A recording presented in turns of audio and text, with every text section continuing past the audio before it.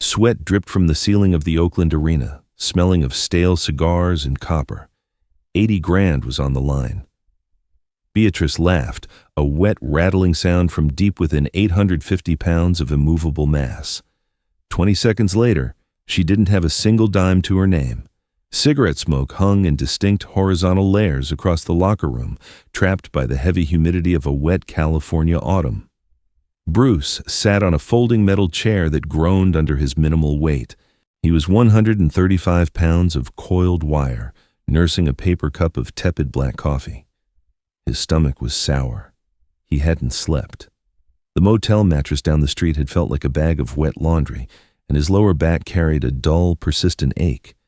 He didn't look like a legend. He looked like a tired man who wanted to go home. Frank, the promoter, paced near the cinder-block wall. His cheap suit smelled of cheap gin and nervous sweat. He kept checking a silver pocket watch, snapping it open and shut. The sharp click echoed off the tiles, grating against Bruce's eardrums.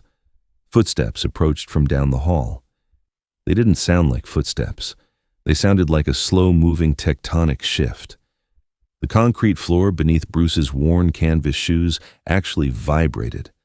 A dull, rhythmic thud, thud, thud that caused the remaining liquid in his coffee cup to ripple outward from the center. The doorway darkened. Beatrice Gallagher did not step into the room. She eclipsed it. She stood 6'2" and carried 850 pounds on a frame that seemed entirely devoid of conventional geometry. Her flesh was dense, pale, and wrapped in a custom-made silk robe that clung to her in wet, heavy folds. She breathed loudly. It was a mechanical laboring sound, like air being forced through a clogged filter. Beneath the overpowering scent of icy hot liniment and baby powder, there was the distinct smell of unwashed cotton and raw animal exertion. Beatrice was a sideshow anomaly who had turned a glandular condition and a cruel temper into a lucrative underground career. She fought in unsanctioned exhibitions, crushing aging boxers and overly confident judo instructors. She simply absorbed their strikes into her vast layers of density, and then leaned on them until their ribs gave way. Behind her stood a man in a bowler hat holding a leather briefcase.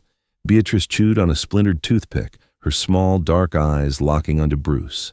She looked at him the way a mechanic looks at a rusted bolt. "You're the Chinaman throwing the fancy kicks," she rasped. Her voice was surprisingly high, entirely divorced from the monstrous size of her chest. Bruce didn't stand. He took a slow sip of his terrible coffee, letting the bitter liquid coat his tongue. "I'm a martial artist," he said quietly.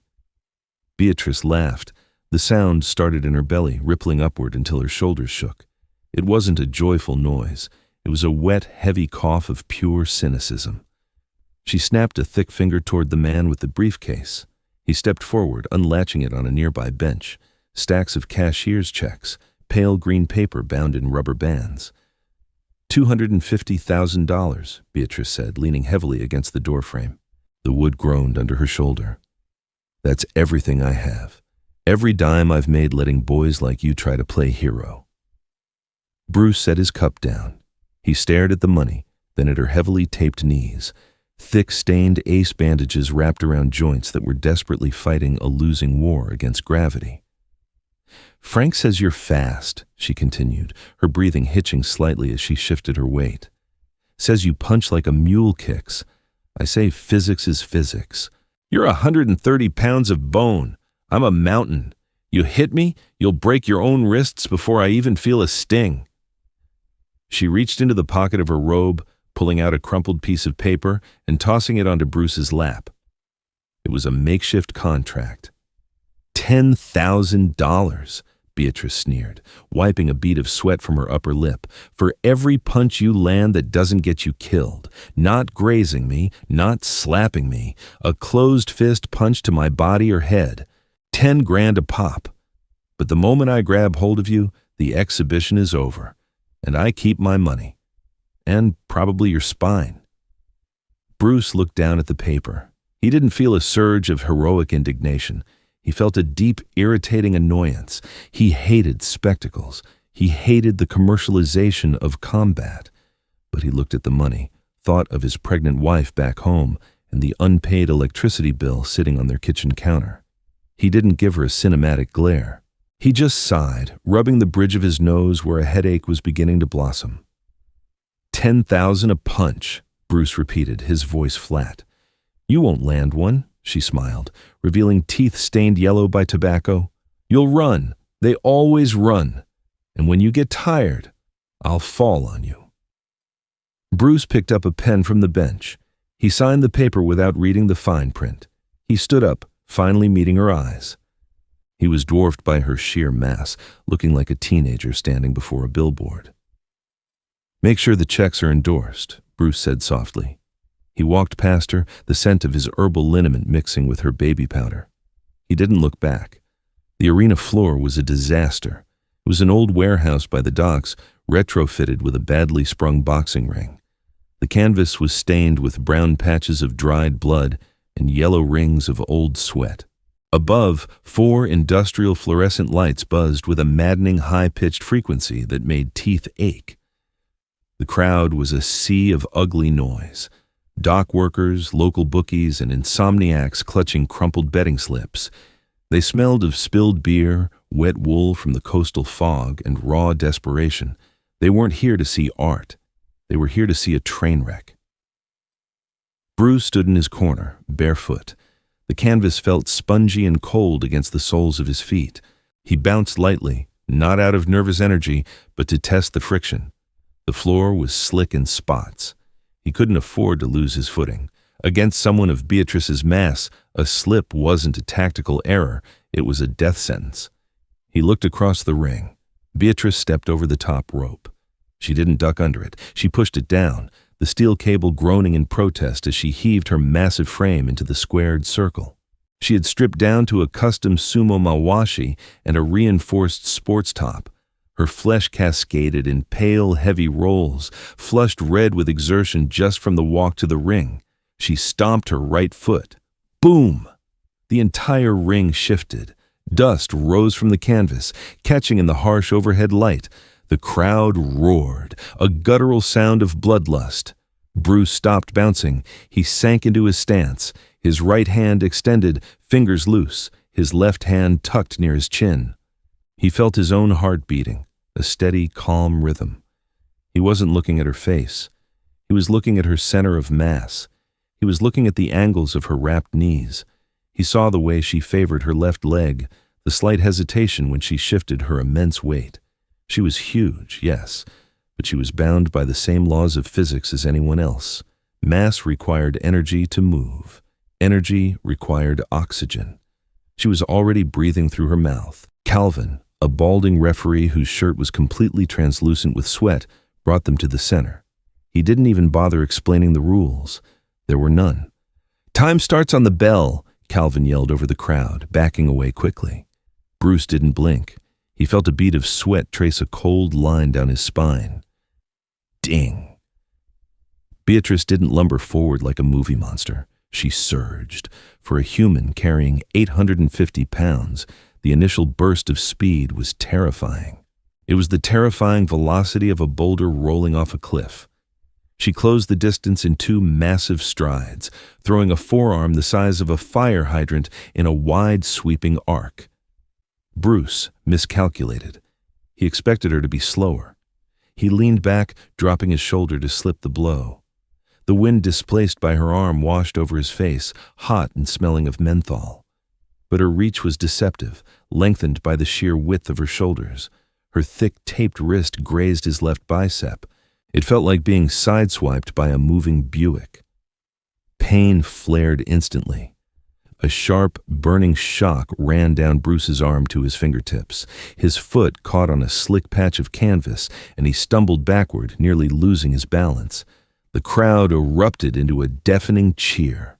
Beatrice laughed, a short, breathless bark. "Run, little boy," she gasped, planting her feet and preparing to lunge again. Bruce caught his balance against the ropes. The rough hemp burned the skin between his shoulder blades. He looked down at his arm. A red welt was already rising. He flexed his fingers. The nerves were tingling, but the joint was intact. His annoyance evaporated. It was replaced by a cold, absolute silence in his mind. He had treated her like a circus act. That was a mistake. She was a biological weapon. If she pinned him in a corner, she would literally crush the breath out of his lungs. Bruce pushed off the ropes. He didn't bounce this time. He glided. He moved laterally, circling to her weaker left side. Beatrice pivoted, her bare feet squeaking violently against the canvas. She threw a heavy straight shove, aiming to catch him in the chest and launch him into the turnbuckle. Bruce didn't retreat. He stepped inside the arc of her movement. It was utterly counterintuitive, stepping into the avalanche. But Bruce understood displacement. At the apex of her shove, her weight was entirely committed forward. She had no anchor. As her massive hands pushed empty air, Bruce planted his lead foot. He didn't load his arm back for a punch. There was no telegraph. The power didn't come from his shoulder. It came from the floor. Up through his calf, rotating through his hip, snapping through his latissimus dorsi, and translating directly into the first two knuckles of his right hand. It was the 1-inch punch, executed with the kinetic perfection of a cracking whip. His fist connected just beneath her floating rib. There was no meaty thud.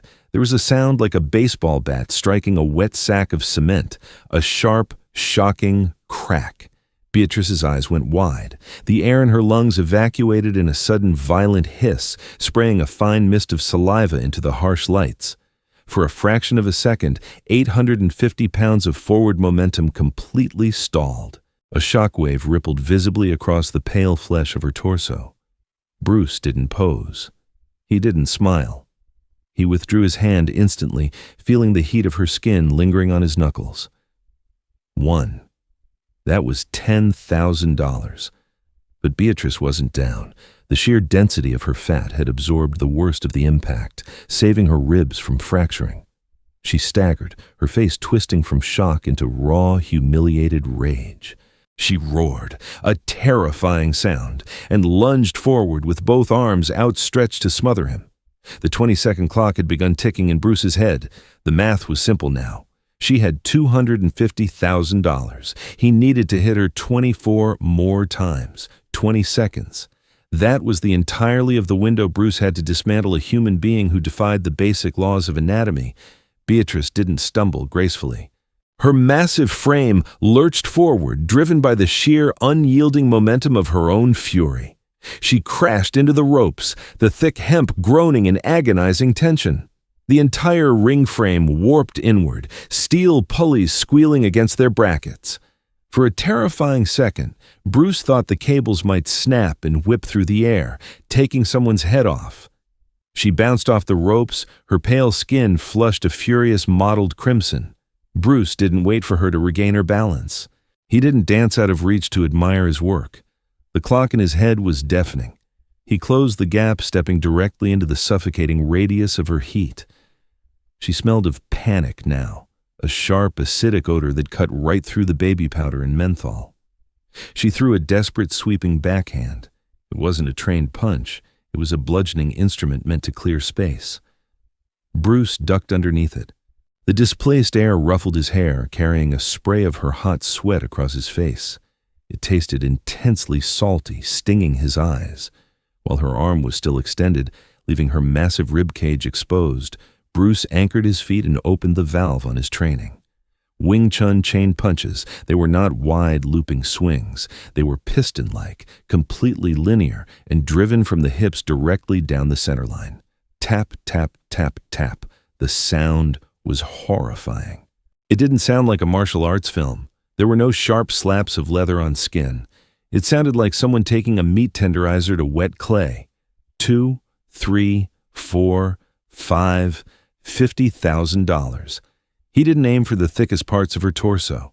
He targeted the structural weak points, the solar plexus, the fragile cartilage just below her sternum, the floating ribs. Striking Beatrice was a bizarre sensory experience. Bruce's knuckles sank into inches of dense, unyielding fat before they finally met the resistance of bone. The impact reverberated violently back up his own forearms, shocking his elbows and sending dull aches into his shoulders. He was hitting a wall padded with wet mattresses. Beatrice gasped, a horrific rattling intake of air. Her eyes bulged. She tried to bring her arms down to protect her body, but her own sheer size worked against her. She was too wide, her range of motion restricted by her enormous chest and shoulders. Bruce shifted his angle, pivoting on the ball of his left foot to stay outside her center line. 6, 7, 8, 9, 10, $100,000. The crowd had stopped cheering. The bloodlust had completely evaporated, replaced by a tense, uncomfortable silence. The only sounds in the warehouse were the rhythmic, wet thuds of Bruce's fists, the squeak of canvas, and the terrifying, mechanical wheezing coming from Beatrice's throat.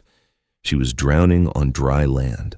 Her lungs simply could not expand against the blunt force trauma repeatedly shocking her diaphragm. But Beatrice had not survived in the underground by being fragile. Beneath the fat, beneath the glandular dysfunction, was a woman forged in absolute, cruel desperation. She realized she couldn't hit him. He was too fast, his head movement too subtle. So she abandoned the idea of striking entirely. She decided to simply fall on him.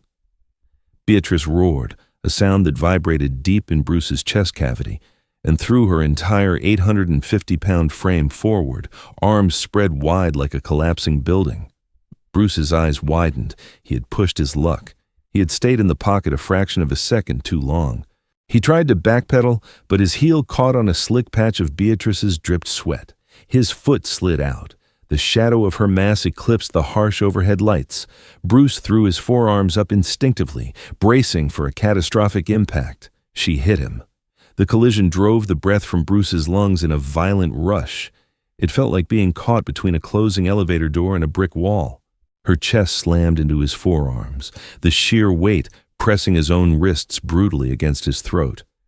Bruce was bent backward, his spine curving dangerously as Beatrice's momentum drove them both toward the corner. He felt his canvas shoes sliding helplessly across the mat. If she pinned him in the corner, if she dropped her weight down onto his chest, it would be over. His ribs would splinter, his organs would rupture. Panic, cold and sharp, spiked in his brain. It was raw, unadulterated primate terror. They crashed into the turnbuckle. The padded steel post dug viciously into Bruce's spine, sending a flare of agonizing nerve pain down his left leg. Beatrice pressed her face against his neck. Her skin was boiling hot, suffocating. He could feel her massive heart hammering against his forearms, a frantic, arrhythmic thumping. "I've got you," she hissed in his ear, her voice wet with saliva and desperation. "I keep my money." Bruce couldn't breathe. The pressure on his chest was absolute. The smell of her unwashed hair and copper-tinged breath filled his nostrils, triggering a primal gag reflex. His forearms were trapped between their bodies, completely neutralized. He didn't thrash. Thrashing wasted oxygen, and he had none left. Instead, he relaxed. For a microscopic fraction of a second, he stopped resisting her weight entirely. Beatrice, expecting him to push back, instinctively leaned harder to maintain her pin. When Bruce's resistance vanished, her center of gravity pitched forward, unbalancing her just enough to lift her weight slightly off her back foot. In that tiny window of reduced pressure, Bruce dropped his hips. He slid down the turnbuckle pad, sinking below her center of mass. He violently jerked his right arm free, the friction tearing a strip of skin completely off his knuckles. He had no room to generate power from his hips. He had no leverage. He only had the explosive, fast-twitch muscle fibers of his shoulders and triceps.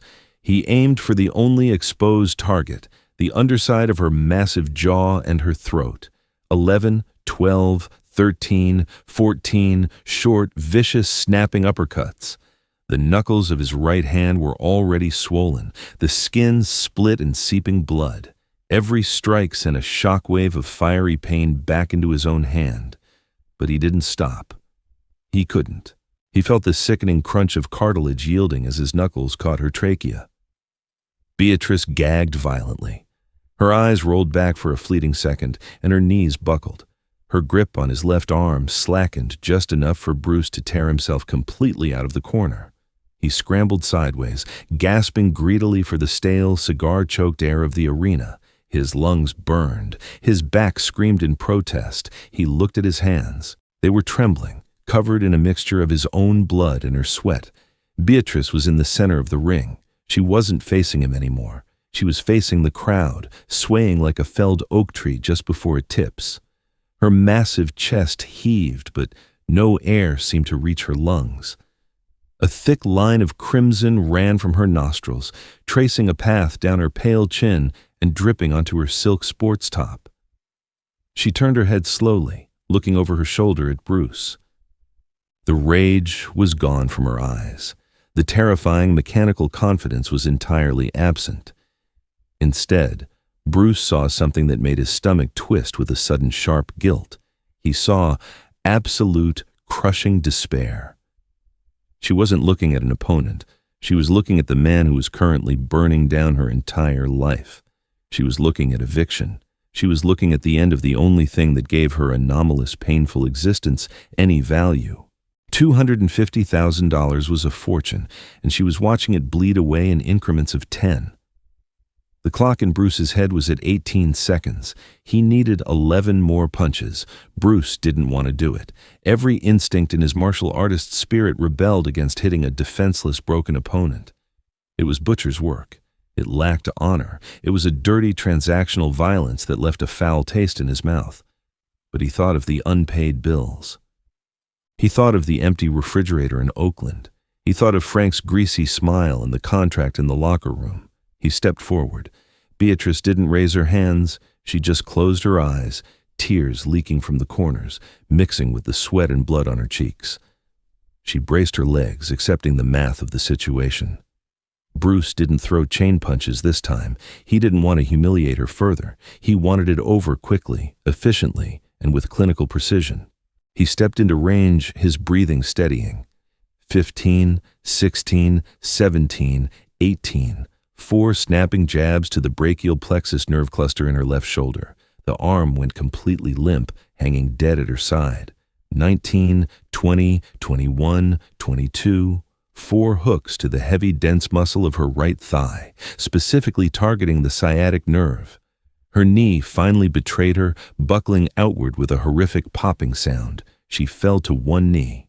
The impact shook the warehouse floor, jarring the soles of Bruce's feet. 23, 24, 2 crosses, precise and tight, striking the vagus nerve on the side of her thick neck.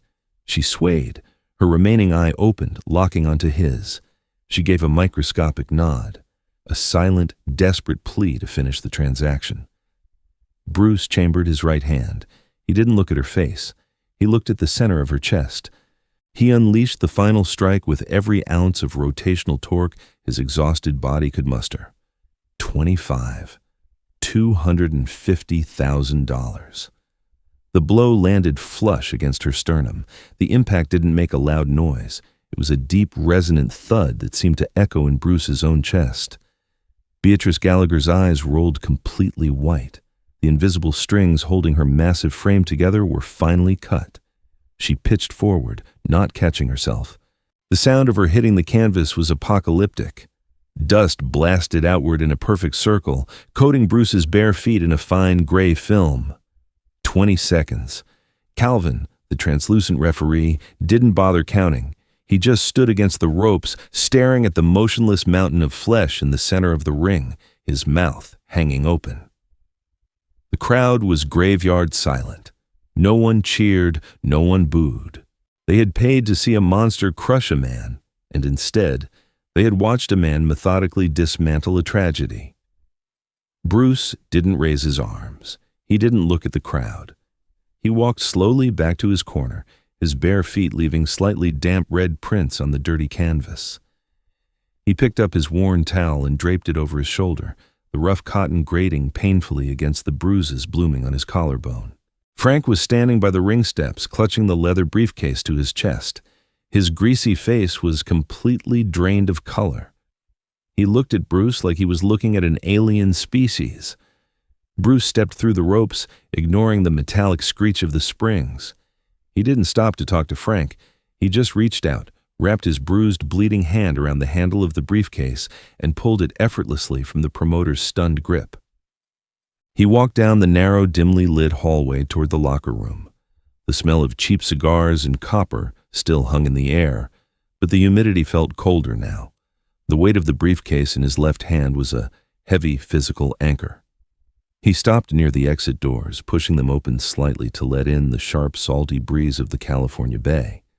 He opened the briefcase. The stacks of pale green cashier's checks were still there, bound in tight rubber bands. $250,000. It was enough to change his family's life forever. It was enough to build his school. It was enough to buy freedom. But as Bruce looked down at his swollen, throbbing knuckles, the skin split and weeping, he didn't feel free. He felt the heavy, suffocating memory of Beatrice's desperate, tear-streaked face. He closed the briefcase with a sharp final click. The sound echoed in the empty alleyway.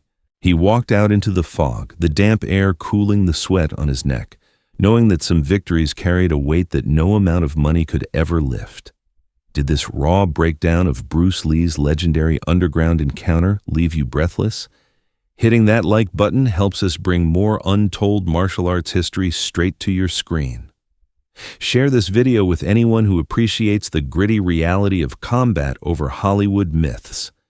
We dive deep into the brutal human stories behind the legends every single week. Please subscribe to the channel and ring that notification bell so you never miss a fight. Drop a quick comment down below.